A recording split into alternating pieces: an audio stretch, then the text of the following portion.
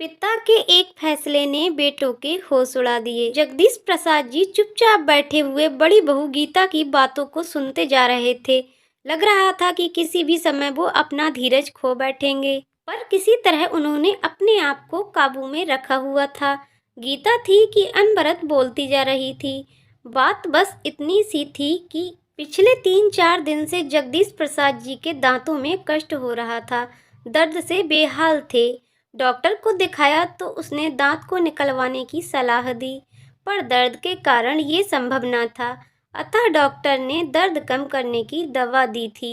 वह कहा था कि दर्द खत्म हो जाए तभी दांत निकाला जाएगा। दांत दर्द की वजह से वे कुछ खा पी नहीं पा रहे थे, इसीलिए बहू को खिचड़ी बनाने के लिए कहा था, पर उसने 2 सूखी चपाती और सूखी सब्जी बेटे के हाथ भिजवा दी थी।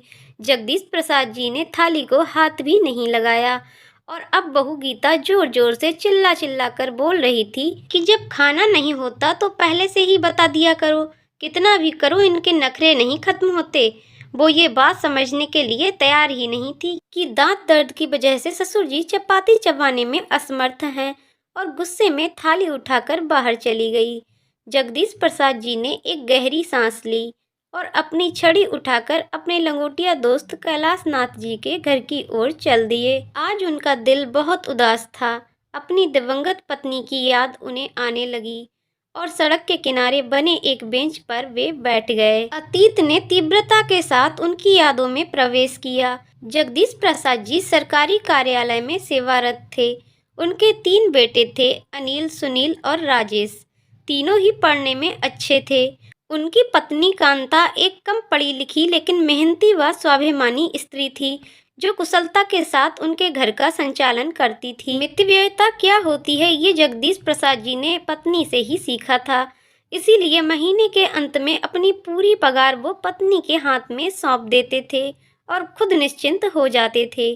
घर के मामलों में वे कभी भी नहीं बोलते थे, पर पत्नी को जब भी उनकी सलाह की जरूरत होती तो वे हरदम उसके साथ होते थे। समय के साथ उनकी उन्नति होती गई और बच्चे भी अच्छी शिक्षा प्राप्त कर चुके थे। अपने जीवन काल में उनकी पत्नी ने एक जो सबसे अच्छा काम किया था वो था मकान बनवाना। शहर की एक अच्छी सी कॉलोनी में उसने अपने सपनों का संसार बसाया था। जगदीश प्रसाद जी ने ऑफिस से लोन लेकर कुछ दोस्तों से मदद लेकर पत्नी के इस सपने को पूरा किया। पहले मकान 1 मंजिला था, पर जब बच्चे बड़े हो गए तो जगदीश प्रसाद जी ने हिम्मत करके मकान की 2 मंजिलें और भी बनवा दी। उनके तीनों बेटों की शादी हो गई थी और तीनों बेटों के 2-2 बच्चे भी हो गए थे और अब जगदीश प्रसाद जी अपने छोटे बेटे के साथ निचली मंजिल पर रहते थे। अनिल व सुनील दूसरी और तीसरी मंजिल पर रहते थे। रसोइयाँ सबकी अलग अलग थीं। बस त्योहार वाले दिन सब एक जगह इकट्ठा होकर त्योहार मनाते थे। मुंह से तो कोई कुछ नहीं कहता था, पर राजेश की पत्नी को बहुत तकलीफ होती थी कि सारा काम मुझे ही करना पड़ता है।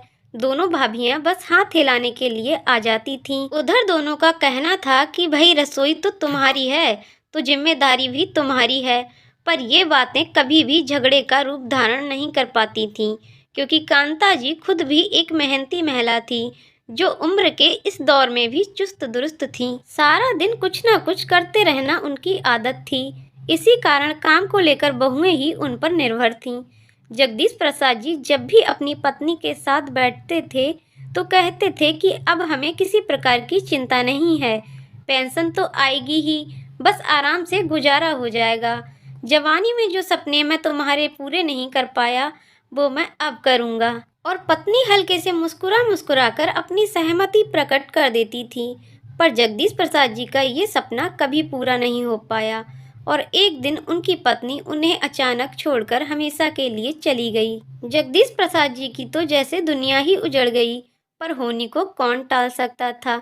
जिस पत्नी ने इतने यत्न से मकान की नींव बनाई थी उसमें अब दरारें पड़नी शुरू हो गई थीं। हालात इतने बदल गए थे कि त्योहार के समय एक दूसरे को बधाई देने में भी सबको कष्ट होने लगा था। सब अपनी अपनी गृहस्थी में मस्त हो गए थे।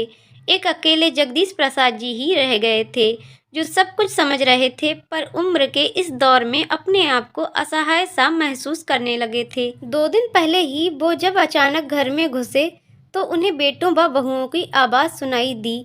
कौतूहल बस वे चुपचाप खड़े हो गए। उनके दुख का ठिकाना न रहा जब उन्होंने सुना कि तीनों बेटों ने उन्हें 2-2 महीने के लिए बांट लिया है।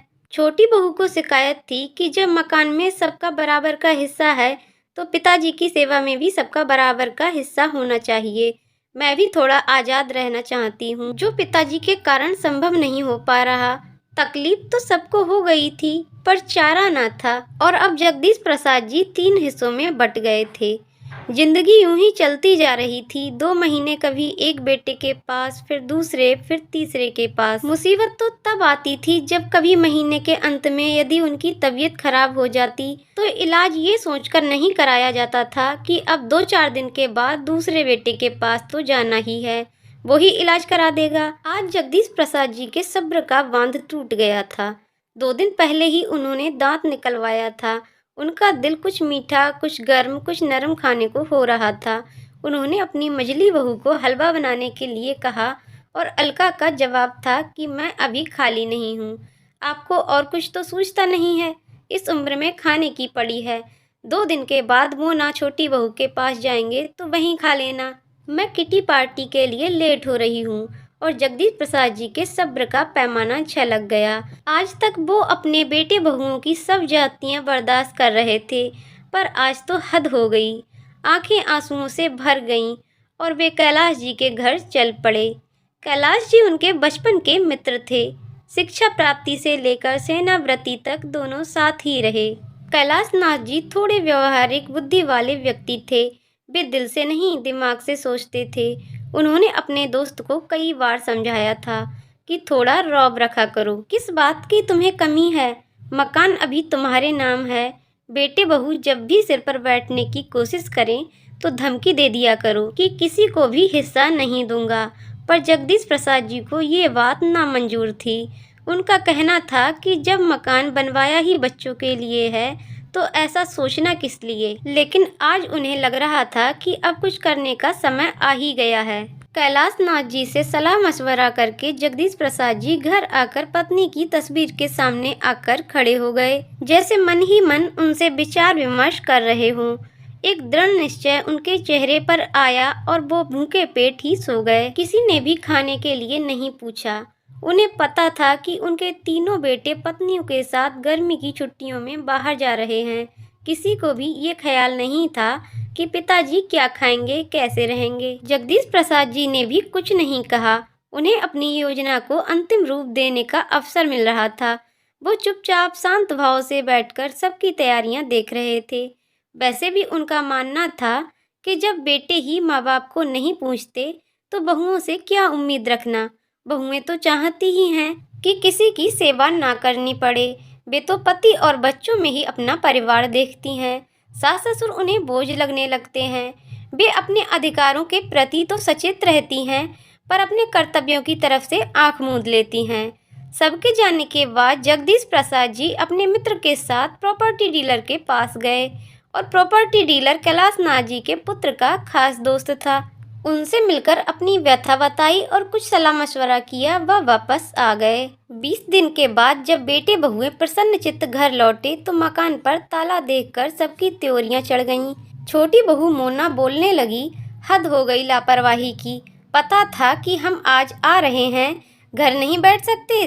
उसके गुस्से का कारण भी था कि अब 2 महीने पिताजी को उसके पास रहना था। काफी देर इंतजार करने के बाद अनिल व सुनील कैलाश नाथ जी के घर की ओर चल दिए और उनके पैरों तले जमीन खिसक गई जब उन्हें पता चला कि पिताजी ने मकान 90 लाख में बेच दिया है और अब वे कहाँ हैं किसी को कुछ पता ही नहीं।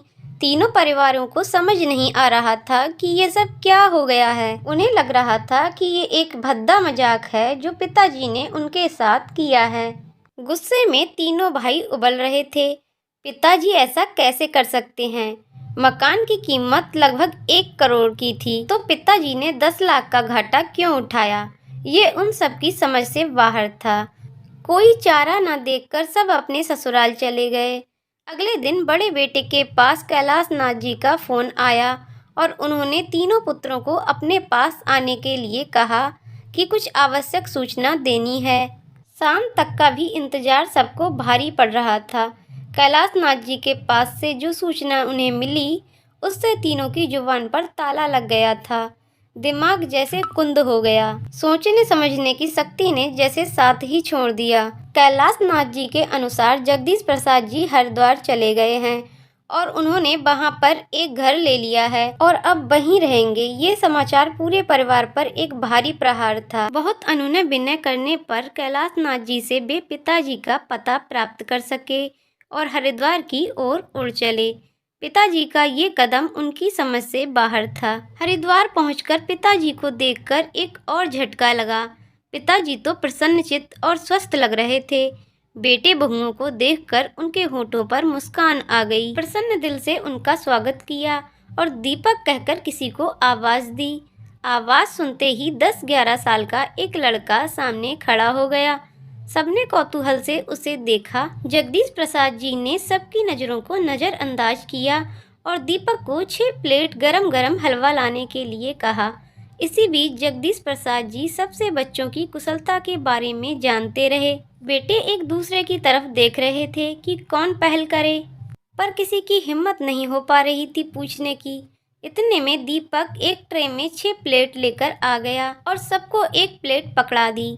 किसी ने भी प्लेट को हाथ नहीं लगाया। किसी को बोलते ना देखकर जगदीश प्रसाद जी ने कमान अपने हाथ में ले ली और बोलने लगे, तुम सबको हैरानी हो रही होगी और गुस्सा भी आ रहा होगा कि पिताजी को ये क्या सनक सवार हो गई है, लेकिन कारण भी तुम लोग ही हो। मैंने और तुम्हारी माँ ने तुम लोगों को कभी भी किसी प्रकार की कोई कमी नहीं आने दी। तुम्हारी माँ ने मेरी एक अकेली तनख्वाह से कितनी कुशलता से घर को चलाया, ये मुझे तुम सबको बताने की ज़रूरत नहीं है। और आज मुझे ये कहने में कोई भी शर्म नहीं है कि उसने अकेले तुम सभी को अपने प्यार से बांध रखा था, पर तुम 6 लोगों ने अपने एक बाप को ही किस्तों में बांट लिया। पर चलो कोई बात नहीं, कम से कम 2 वक्त की रोटी तो शांति से दे सकते थे, पर वो भी नहीं हो पाया। पार्लर और किट्टी पार्टी में जाने के लिए सभी के पास वक्त था, पर मेरी 2 रोटियां सबको भारी पड़ रही थीं। तुम सभी को अच्छी तरह से मालूम था कि जिसके पास भी मैं रहता था अपनी पेंशन वहीं खर्च करता था, लेकिन मेरी दवाई के लिए किसी के पास पैसे नहीं होते थे। तुम सबको अपने अधिकार पता थे, पर इस बूढ़े के प्रति तुम्हारे कर्तव्य भी हैं, ये तुम में से किसी को भी याद नहीं रहा। और फिर जब मेरे बेटे ही ऐसे हैं तो बहुओं से क्या उम्मीद रखूं? कहते कहते जगदीश प्रसाद जी का गला रुंध गया। तीनों बेटे बहुएं नजरें झुकाकर बैठे रहे। जगदीश प्रसाद जी ने दोबारा बोलना शुरू किया, ये मेरा फैसला है, तुम्हें पसंद नहीं आएगा, ये मैं जानता हूँ, पर इसके जिम्मेदार भी तुम लोग हो। तुम्हें पता चल गया होगा कि मैंने मकान बेच दिया है, 10 लाख के घाटे में बेचा है, पर मुझे इसका कोई मलाल नहीं है। 5-5 लाख मैंने अपने पोते पोतियों के नाम से फिक्स डिपॉजिट करा दिए हैं, जो उनके बड़े होने पर उन्हें ही मिलेंगे। मैंने ये घर खरीद लिया है, 2 कमरे, किचन, बाथरूम, टॉयलेट, सभी सुविधाएं हैं। उनमें जो कमी थी वो मैंने जुटा ली है। मैंने इसके लिए अनाथ आश्रम को 15 लाख दे दिए हैं। मेरे मरने के बाद ये घर आश्रम की संपत्ति हो जाएगा। अभी अभी जिस लड़के को तुमने देखा है वो एक अनाथ लड़का है जो अब मेरे साथ रहता है। मैंने एक स्कूल में उसका नाम लिखवा दिया है, पढ़ता भी है और मेरी सेवा भी करता है। 2 लाख मैंने इसके नाम से भी जमा करा दिए हैं। बाकी जो बचा, कितना बचा उसका हिसाब तुम लगा लो। मैंने बैंक में जमा करा दिए हैं, बैंक से जो इंटरेस्ट आएगा उसमें मेरा खर्च आराम से चल जाएगा। मैं अपना खर्चा आराम से चला लूँगा। अब तुम लोगों को मेरी तरफ से पूरी आज़ादी है, जैसे चाहो वैसे रहो। ये सब कहकर जगदीश प्रसाद जी चुप हो गए और आराम कुर्सी पर बैठकर अपनी आंखें बंद कर लीं। तीनों बेटे बहुओं को समझ नहीं आ रही थी कि पिताजी की इन बातों पर अपनी क्या प्रतिक्रिया प्रकट करें, और सामने पड़ी हलवे की प्लेट को देखकर अलका सोच रही थी कि एक प्लेट हलवे की कितनी बड़ी कीमत सबको चुकानी पड़ गई है। इस कहानी की लेखिका हैं सिम्पी नारंग जी। तो दोस्तों, आपको कहानी कैसी लगी कमेंट करके ज़रूर बताइएगा। कहानी पसंद आई हो तो वीडियो को लाइक शेयर करें और चैनल को सब्सक्राइब करें। वीडियो को अंत तक देखने के लिए बहुत बहुत धन्यवाद दोस्तों। हेलो दोस्तों, कैसे हैं आप लोग। हमारी आज की कहानी का नाम है अपशब्द। बहुत हुआ सरला, अब मैं अपने स्वाभिमान के साथ समझौता नहीं कर सकता और इस घर में एक पल भी नहीं रह सकता। महेश जी सीमा और विशाल के कांटों भरे तानों से आहत होकर बोले, बिल्कुल सही कह रहे हैं आप। अब मैं भी एक पल इस घर में रहना नहीं चाहती। अभी तक मैं यही सोच रही थी कि शायद एक दिन परिस्थितियां सही हो जाएंगी, लेकिन अब पानी सिर से ऊपर गुजर चुका है। सरला भी अपने आंसुओं को पोंछते हुए बोली, दादू दादी आप लोग रो क्यों रहे हैं? 7 साल की चुनमुन उन दोनों के आंसुओं को अपने नन्हे नन्हे हाथों से पोंछते हुए बोली, कुछ नहीं बेटा, बस आंख में तानों का कंकड़ चला गया। महेश जी और सरला जी व्यथित होकर बोले, हमें मालूम है आपको मम्मी पापा ने डांटा है, इसलिए रो रहे हैं आप लोग। और वो दोनों भी रोते हुए दादू दादी के चिपक गईं। अभी थोड़ी देर पहले की घटना आंखों में चलचित्र की भांति घूम उठी। विशाल, मैंने जिंदगी भर इन दोनों को अपने पास रखने का ठेका नहीं ले रखा है। तुम्हारे बड़े भैया तो अपनी सारी जिम्मेदारियों से मुंह मोड़कर आराम से विदेश में रह रही हैं और इन दोनों बुढ़ा बुढ़ी को हमारे मत्थे मढ़ दिया। जब इन बुढ़ा बुढ़ी को हमें कुछ देना ही नहीं है तो हम क्यों इनको अपने पास रखें? सीमा का एक एक शब्द जहर बुझे तीर के समान दोनों के सीने को छलनी कर रहा था। बिल्कुल सही कह रही हो तुम, गलती तो मैंने भी की इन दोनों को अपने पास रखकर। जैसे भैया ने छोड़ दिया था वैसे ही हमें भी छोड़ देना चाहिए था, लेकिन अब बिल्कुल भी नहीं। जहाँ जी चाहें, जैसा जी चाहें वैसा रहें। प्राणों से प्यारा बेटा बोल पड़ा, जिससे न जाने कितनी उम्मीदें थी उन दोनों को। हे भगवान, ये दिन देखने से पहले हम लोग मर क्यों नहीं गए? बेटे बहू के मुंह से शर्मनाक अपशब्द सुनकर दोनों के मुंह से एक साथ निकला, काश ये धरती फट जाए और हम लोग इसी में समा जाएं। बहू तो चलो पराई है, पर अपने कोख जने से ऐसी उम्मीद बिल्कुल नहीं थी। महेश जी और सरला जी का हंसता मुस्कुराता परिवार, 2 बेटे और दोनों ही होनहार। उन दोनों ने अपना सब कुछ बच्चों की पढ़ाई के लिए सारी जमा पूंजी दांव पर लगा दी, सिर्फ गांव का एक पुश्तैनी मकान छोड़कर, वो भी सिर्फ इसलिए क्योंकि वो अपने आप को गांव की जड़ों से अलग नहीं होना चाहते थे। और उनकी सोच यही थी कि एक दिन जब बच्चे तैयार हो जाएंगे तो हम लोगों को अपनी फिक्र करने की क्या ज़रूरत। ईश्वर की कृपा से दोनों बेटे पढ़ लिख कर इंजीनियर भी बन गए। बड़ा बेटा विदेश में सेटल हो गया और वहीं शादी करके वहीं की नागरिकता लेकर हमेशा के लिए वहीं बस गया। बहुत धक्का लगा उस बार, लेकिन अभी छोटे बेटे से उम्मीद की किरण बाकी थी। लेकिन कहते हैं ना कि अगर एक बच्चा ऐसा करता है तो दूसरा भी उसके नक्शे कदम पर चल पड़ता है। विशाल ने भी अपने साथ काम करने वाली सीमा के साथ शादी कर ली और अचानक दरवाजे पर लाकर उन दोनों के अरमानों को एक साथ ध्वस्त कर दिया। खैर, बच्चों की खुशी में खुद को ही दोनों ने खुश कर लिया, लेकिन सीमा अपनी मस्ती में मस्त रहने वाली उन दोनों से कोई ज़्यादा मतलब नहीं रखती और जब देखो तब उन दोनों को अपने पास रखने का एहसान जता देती। समय पंख लगाकर उड़ने वाला सीमा की गोद में 2 जुड़वा बेटियां आ गईं। दोनों बेटियां अपने दादी दादू से बहुत ज़्यादा प्यार करती थी। सीमा जब भी ऑफिस या बाहर जाती, यहाँ तक कि शहर से बाहर भी, तो वो दोनों अपने दादू दादी के पास ही रहती। समय के साथ विशाल और सीमा ने अपना घर खरीदना चाहा। पापा बहुत दिन किराए के घर में रह लिए, अब हम चाहते हैं कि अपना घर खरीद लिया जाए। रुपये कम पड़ रहे हैं तो आप गांव वाला घर बेच दीजिए, विशाल पास आकर बोला। बेटा, जब कभी हम लोगों का मन करता है तो 2-4 दिन के लिए अपने लोगों के बीच चला जाता हूँ। अगर एक बार घर बेच दिया तो हमेशा के लिए गांव से दूर हो जाऊंगा। मैंने अपने जीवन भर की कमाई, सारी जमा पूंजी, यहाँ तक कि सरला ने अपने गहने तक तो तुम लोगों पर न्यौछावर कर दी। लेकिन अब वो घर नहीं, एक तरह से महेश जी ने मना करते हुए कहा, क्योंकि महेश जी अपने आप को पूरी तरह से खाली नहीं करना चाहते थे। विशाल और सीमा का व्यवहार देखते हुए समय पता नहीं कब पलटा खा जाए, तो कम से कम सिर छुपाने के लिए छत तो होनी चाहिए, और वो दिन जल्द ही आ गया। पापा, हम लोगों ने आपको इतने दिनों तक अपने पास इसलिए नहीं रखा कि आप मुझको वो घर बेचने के लिए मना कर दें। मुझको तो वो घर बेचना ही है।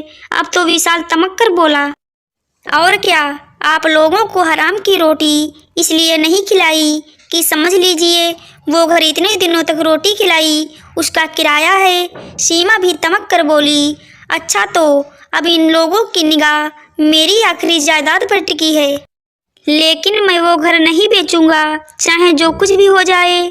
महेश जी और सरला जी ने कठोर फैसला ले लिया और उस दिन से सीमा और विशाल उल्टी सीधी बातों से हर पल उन लोगों का सीना छलनी करते रहते, लेकिन वो दोनों सिर्फ चुनमुन के कारण ही रुके थे।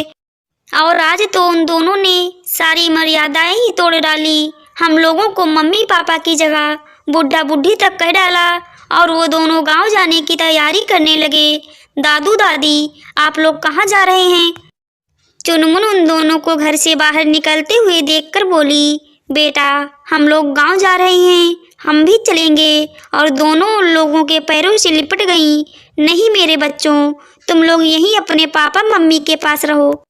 हाँ, जब बड़ी हो जाना तो अपने दादू दादी से मिलने गांव जरूर आना। दोनों ने रोते हुए बच्चियों को बेहद कठोर बनकर अपने से अलग किया और बाहर निकल गए।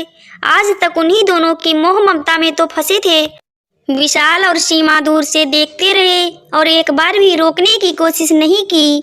वो लोग तो गांव चले गए, लेकिन इधर चुनमुन दोनों की बहुत तबीयत खराब हो गई। बुखार उतरने का नाम ही ना ले। डॉक्टर भी परेशान कि इतनी अच्छी दवाइयाँ दे रहे हैं, बुखार उतर क्यों नहीं रहा। समझ तो सीमा और विशाल भी रहे थे कि ये ऐसा क्यों हो रहा है, लेकिन मानना नहीं चाह रहे थे। 15 दिन बीत गए। उधर महेश जी और सरला जी उन दोनों की याद में तड़प रहे थे और इधर ये बच्चियाँ। मिस्टर विशाल, मैंने हर संभव इलाज करके देख लिया, लेकिन बच्चियों की तबीयत तो सुधर ही नहीं रही। आखिर क्या कारण हो सकता है? कोई बीमारी भी नजर नहीं आ रही। क्या इन बच्चियों का कोई ही तहसील इन लोगों से दूर हो गया है? डॉक्टर साहब क्या बताएं? और विशाल ने सारी बातें उनको बता दी। मिस्टर विशाल, अगर आप अपनी बच्चियों को स्वस्थ देखना चाहते हो तो आप तुरंत गांव जाकर अपने माता पिता को वापस लेकर आइए, वरना कुछ भी हो सकता है, क्योंकि कभी कभी हर बीमारी का इलाज दवा नहीं होता। इन बच्चियों को दवा की नहीं, अपने बाबा दादी का साथ चाहिए, डॉक्टर समझाते हुए बोले। अब तो विशाल और सीमा बड़ी परेशान कि हम लोगों ने कैसे कैसे कटु शब्द मम्मी पापा को बोले हैं, क्या वो हम लोगों को माफ़ करेंगे? लेकिन अगर बच्चियों की जान बचानी है तो उन लोगों के पास जाना ही पड़ेगा, और अगर दुत्कार भी देंगे तब भी जबरदस्ती लेकर आऊँगा। विशाल और सीमा चुनमुन को उसी हालत में लेकर महेश जी और सरला जी के पास पहुंच गए। सरला अभी खाने की थाली लेकर बैठी ही थी कि दरवाजे की कुंडी खटकी। कौन आ गया? और दरवाजे पर विशाल और सीमा को देखकर चौंक पड़ी। दोनों ने ही दोनों बच्चियों को गोद में उठा रखा था और चुनमुन तो सरला जी को देखकर उन दोनों की गोदी से लपककर दादी दादी कहकर लिपट गई। आवाज़ें सुनकर महेश जी भी बाहर आ गए।